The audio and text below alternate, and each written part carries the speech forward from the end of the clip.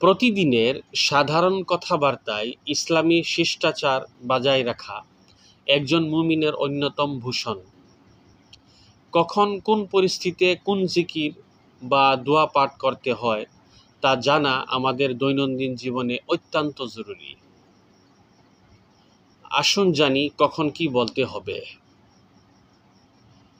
কোনো কাজ শুরু করার সময় বিসমিল্লাহ বা বিসমিল্লাহির রহমানির রহিম পড়তে হয়।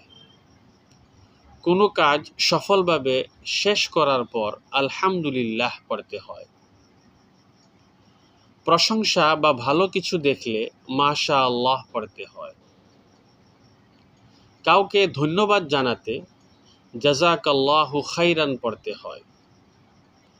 ভবিষ্যতে কোনো কিছু করার প্রতিশ্রুতি দিলে ইনশাআল্লাহ পড়তে হয়।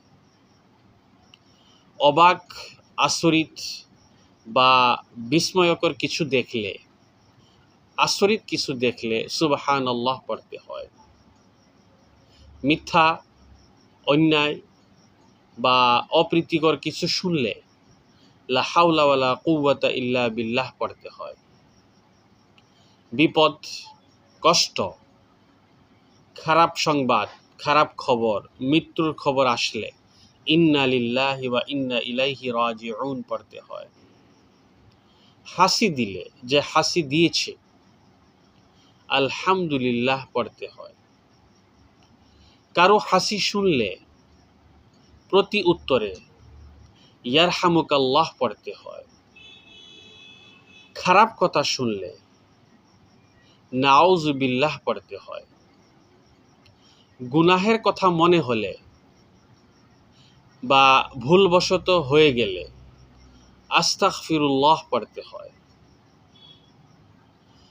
জবানকে হেফাজত করা এবং সঠিক সময়ে সঠিক দোয়া পড়া একজন মুমিনের অন্যতম বৈশিষ্ট্য।